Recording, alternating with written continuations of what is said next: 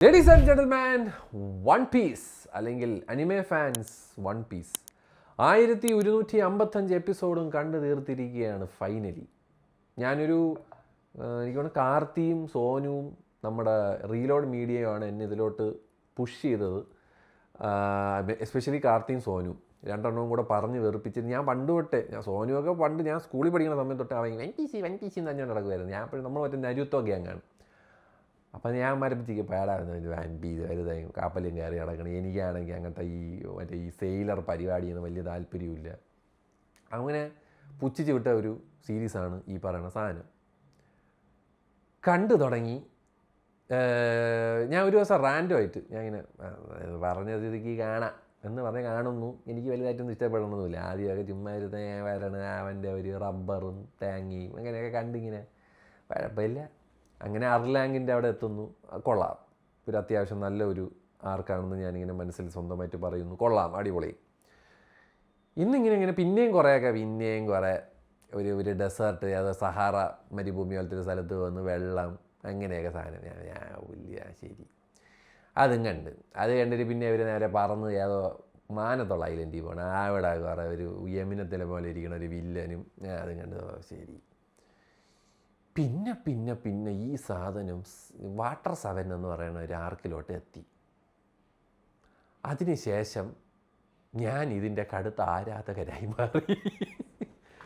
Water 7 തൊട്ട് ഞാൻ എന്ത് ബിഞ്ച് വാച്ചൊന്നും പറയാൻ പറ്റില്ല, വേറെന്തൊരു വാച്ചായിരുന്നു. ആ വാച്ചായിരുന്നു. ഇരിക്കാനും വയ്യ, നിൽക്കാനും വയ്യ, എന്താണെന്ന് ഞാനിങ്ങനെ ഒരു പ്രാന്തനെ പോലെയാണ്. എനിക്ക് തോന്നുന്നു മറൈൻ ഫോർഡ് എന്ന് പറയണ ആർക്ക് വരെ കുത്തിയിരുന്ന് ഉറക്കവും ഇല്ല, ഫുഡും ഇല്ലാതെ ഇരുന്ന് ഇങ്ങനെ ഭിന്നം ഇരുന്ന് കണ്ട് തീർത്ത്. ഞാൻ അപ്പം തന്നെ കാർത്തിയെ വിളിച്ചിട്ട്, കാർത്തിയുടെ എന്തോന്നടേ ഇതെന്തോന്നടേ, ഞാൻ എന്തോന്നടേ കണ്ടത് എന്നൊക്കെ പറഞ്ഞിട്ട് ഞാൻ എക്സൈറ്റ്മെൻ്റെ പീക്കിൽ. ബിക്കോസ് ഇങ്ങനെ എന്നെ ഹുക്ക് ചെയ്ത ഒരു സ്റ്റോറി ടെല്ലിങ് ഇല്ല. മനസ്സിലായില്ല. അതിന് ശേഷം കുറച്ചൊക്കെ പിന്നെയും മറ്റേ നമ്മുടെ ഡോൺ ഫ്ലെമിംഗോയുടെ ഒരു ആർക്ക് വരുന്നു. അങ്ങനെ പോകുന്നു. സാഞ്ചീര ഒരു ആർക്ക് വരുന്നു. ബിഗ് മോമയെ കാണിച്ചു തരുന്നു, എംബറേഴ്സിനെ കാണിച്ചു തരുന്നു, ലോകം കാണിച്ചു തരുന്നു. വേറെ പലതും ഇങ്ങനെ അൺറിവീൽ നമ്മളിങ്ങനെ ഫ്രണ്ടിലോട്ട് വരും. നമ്മളിങ്ങനെ എക്സൈറ്റ്മെൻറ്റിലോട്ട് ഇങ്ങനെ കയറി പല ക്യാരക്ടേഴ്സ്, അവിടെ റാൻഡം ക്യാരക്ടേഴ്സൊക്കെ വന്ന് കരയിപ്പിക്കുന്നു, ചിരിപ്പിക്കുന്നു.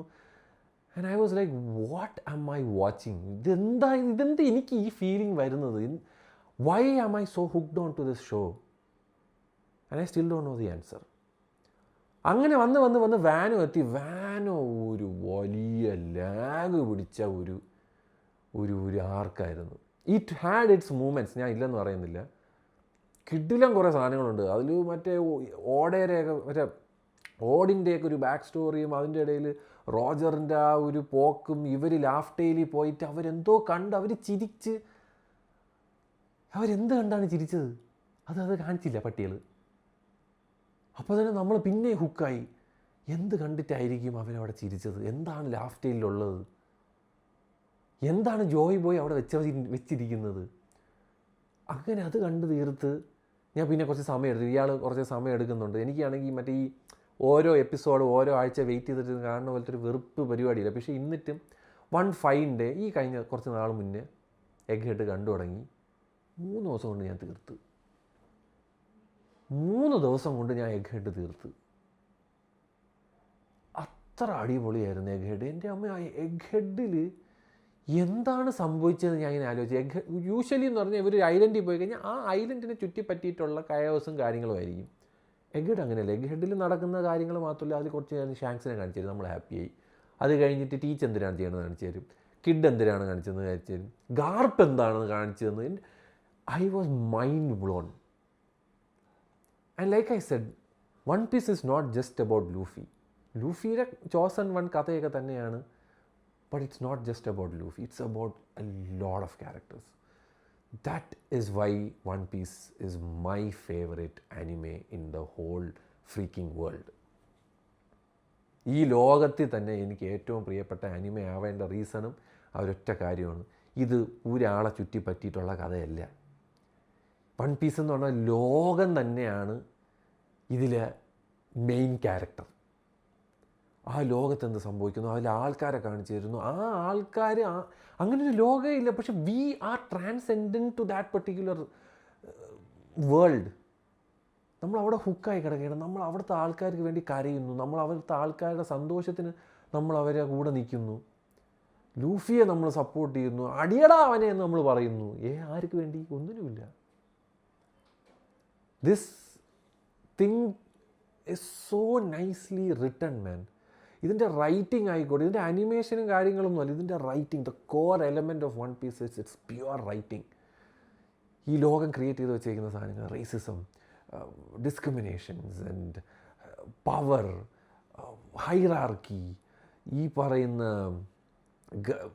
മീഡിയ മാനിപ്പുലേഷൻ, സ്ലേവറി, എന്തൊക്കെയാണ്, എന്തുമാത്രം ടോപ്പിക്കുകളാണ് ഈ ഒരു സാധനം ഇത് പോകുന്നതെന്ന് ഇറ്റ്സ് ഇംപോസിബിൾ. റെവല്യൂഷണറി ആർമിയുടെ കാഴ്ചപ്പാട്, മൈൻഡ് സെറ്റ്, അവിടെ ഐഡിയോളജീസ്, ലൂഫിയുടെ ഐഡിയോളജീസ്, ആ ക്രൂവിൻ്റെ ഐഡിയോളജീസ്, പല ആൾക്കാരുടെ ഡിഫറെൻറ്റ് പെർസ്പെക്റ്റീവ്സ്. വൺ പീസ് എന്ന് പറയുന്നത് എൻ്റെ ഈ ഒരു വീഡിയോയിൽ നമുക്കൊരിക്കലും ചുരുക്കി വയ്ക്കാൻ പറ്റില്ല. It's a different world. എഗ് ഹെഡിൽ അവർ കാണിച്ചു തന്ന കുറേ കാര്യങ്ങളുണ്ട്. ഞാൻ I was like blown away by that concepts.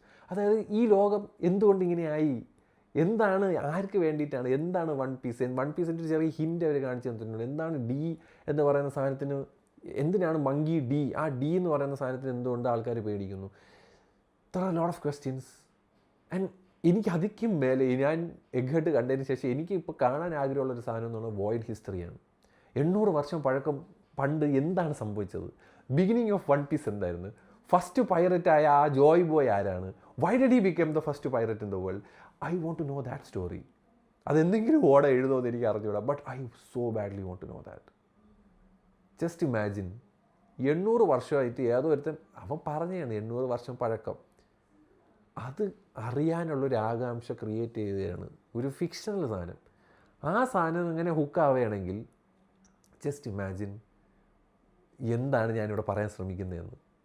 Like I said, this is not something which I can say it in a few words. This is an experience. ഇത് നിങ്ങൾ എക്സ്പീരിയൻസ് ചെയ്യണം, എന്നാൽ മാത്രമേ നിങ്ങൾക്ക് മനസ്സിലാവും. ഞാൻ പറയും, എൻ്റെ ലൈഫിൽ ഞാൻ പറയും, നിങ്ങൾ വൺ പീസ് കാണുക. One Piece is the best story telling in the history of mankind എന്ന് ഞാൻ വെറുതെ അല്ല പറയുന്നത്. ഈ ലോകം തന്നെ ഇപ്പോൾ തന്നെ ആലോചിച്ച് നോക്കണം. സൂപ്പർമാനാണ് ഏറ്റവും കൂടുതൽ വിറ്റുപോയ കോമിക് ബുക്ക്. അതിൻ്റെ 2ാം സ്ഥാനത്ത് ഇപ്പോൾ വന്ന് നിൽക്കുന്നത് വൺ പീസാണ്, ബാറ്റ്മാനെ വരെ ചവിട്ടിയിട്ട്. So that makes that people are interested in watching One Piece. ഇത് ഞാൻ പറയും, നിങ്ങൾ വേറെ ഒന്നും കണ്ടില്ലെങ്കിലും കുഴപ്പമില്ല, but you need to watch One Piece. You have to watch One Piece. It's that good. It is so good. Man.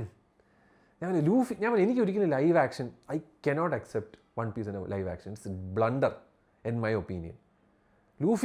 ലൂഫിയുടെ എസെൻസും എലമെൻസും ഒരിക്കലും ഒരു മനുഷ്യൻ്റെ മുഖത്ത് അത് കൊണ്ടുവരാൻ പറ്റത്തില്ല.